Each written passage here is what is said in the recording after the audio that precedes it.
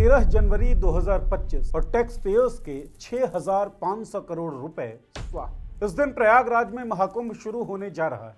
शहर में गंगा यमुना संगम के किनारे रेतीली जमीन पर चल रही तैयारियों को देखकर कोई भी अंदाजा लगा सकता है कि इसके लिए सरकार यहां अरबों रुपए खर्च कर चुकी होगी। पिछले साल उत्तर प्रदेश की योगी सरकार ने महाकुंभ की तैयारियों के लिए 2,500 करोड़ का बजट पास किया था। इस साल अगस्त के महीने में केंद्र सरकार ने भी इसकी तैयारियों के लिए 1,500 करोड़ देने का ऐलान किया।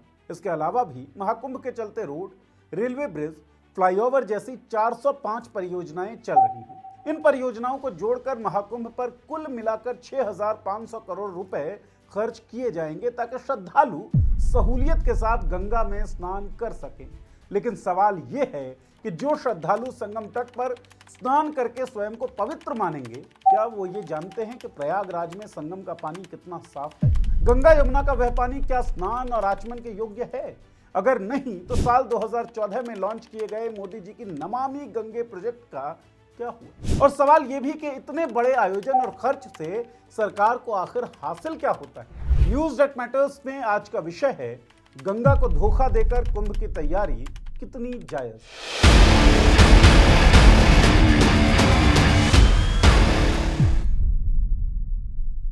नमस्कार, मैं हूं नीरज और आप देख रहे हैं मॉलिटिक्स। प्रयागराज शहर के भीतर आप चाहे जिस दिशा में जाइए, आपका सामना टूटी फूटी सड़कों के किनारे टूटे फूटे मकानों और दुकानों, आसपास बेतरतीब बिखरे पड़े मलबे और ऊपर उड़ते धूल के गुबार से होगा। इलाके को देखकर ऐसा लगता है जैसे यहाँ हाल फिलहाल में भूकंप जैसी कोई बड़ी आपदा आई हो।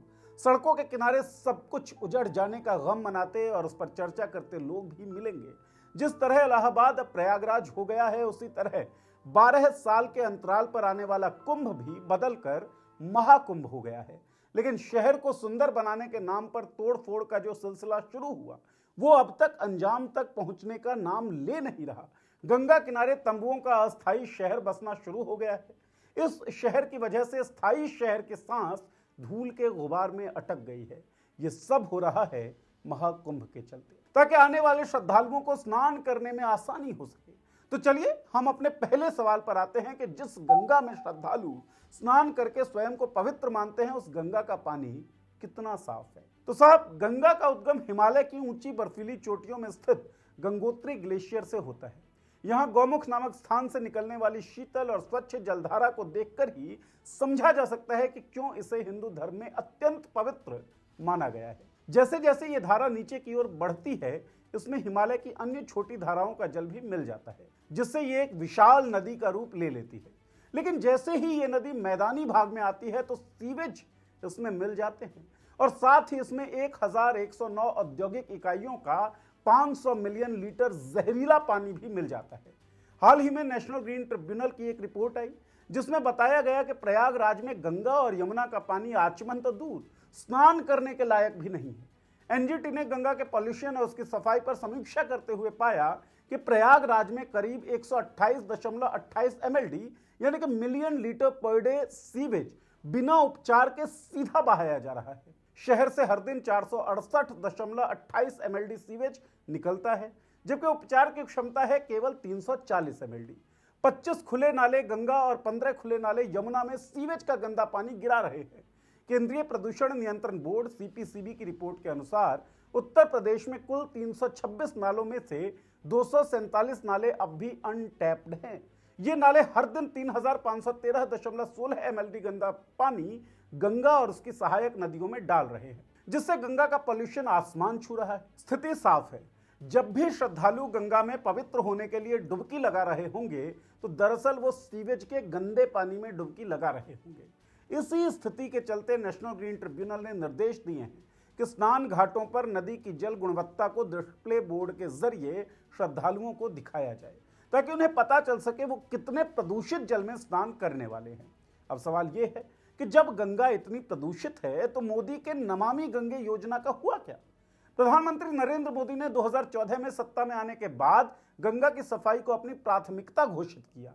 मुझे तो मां गंगा ने बुलाया है। साल 2014 से 2022 के अंत तक इस योजना पर लगभग 37,000 करोड़ रुपए स्वीकृत हुए हैं, जिसमें 25,000 करोड़ रुपए खर्च किए जा चुके हैं। इस योजना के तहत कागजों में बताया गया है कि गंगा किनारे बसे 1604 गांवों में 3,88,340 शौचालयों का निर्माण किया गया। गंगा के किनारे 1.3 करोड़ पेड़ लगाए गए हैं। 170 सीवेज परियोजनाओं पर काम किया गया है, जिनमें से अधिकांश उत्तर प्रदेश, बिहार और दिल्ली में है। लेकिन असल में क्या हुआ वो देखिए। 170 में से केवल 56 परियोजनाएं पूरी हो सकी हैं, जो कुल योजनाओं का मात्र 33% है। गंगा किनारे केवल नए 41 सीवेज ट्रीटमेंट प्लांट डिजाइन किए गए हैं, जिनमें से 6 अब तक चालू नहीं हो सके हैं। बाकी 35 सीवेज ट्रीटमेंट प्लांट में से 23 sewage treatment plant faecal coliform मानकों का उल्लंघन कर रहे हैं। इन एसटीपी से उपचारित पानी में बैक्टीरिया की संख्या अनुमत सीमा से अधिक है, जो जल की गुणवत्ता के लिए घातक है। केवल 12 एसटीपी ही ऐसे हैं जो फीकल कॉलिफॉर्म मानकों का पालन कर रहे हैं।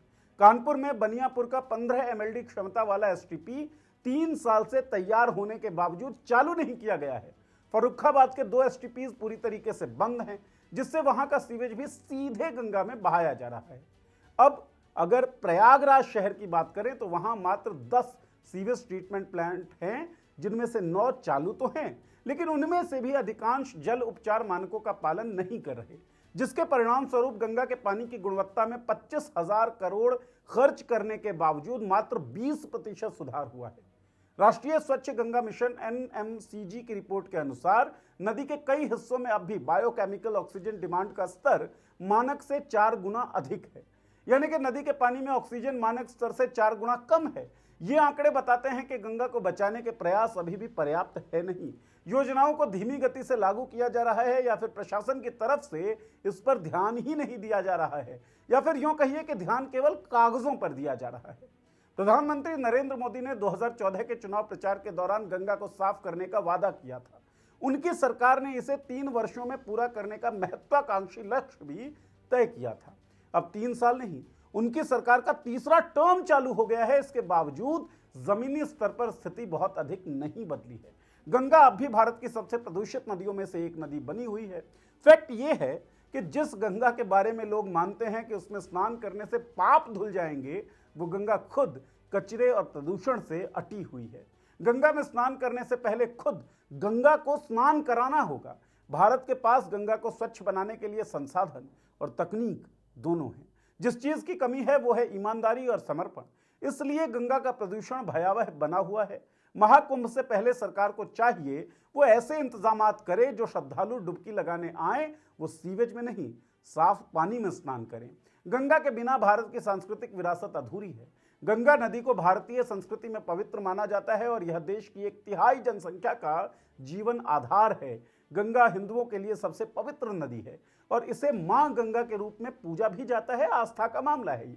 गंगा की स्वच्छता सिर्फ एक पर्यावरणीय मुद्दा नहीं, बल्कि करोड़ों लोगों की आस्था और स्वास्थ्य का प्रश्न भी है। तो सवाल ये उठता है कि वैज्ञानिक तौर पे प्रदूषण और पर्यावरण की समस्या को तो छोड़ दीजिए, मोदी के सांस्कृतिक राष्ट्रवाद की बात करने वाली पार्टी क्या आस्था के मामले में भी फिसड्डी है? आपको क्या लगता है गंगा में प्रदूषण का कारण क्या है, और क्या भारत की जो सरकार है, भारतीय जनता पार्टी की जो सरकार है केंद्र की सत्ता में काबिज, वो गंगा को साफ करने के लिए प्रतिबद्ध है? आपकी जो भी राय हो, टिप्पणी हो, उस वीडियो के कमेंट बॉक्स में लिखकर हमें बताएं। चैनल को सब्सक्राइब कर लें और बेल आइकन दबा दें ताकि हमारे वीडियोस के नोटिफिकेशंस आप तक पहुंचते रहें। शुक्रिया।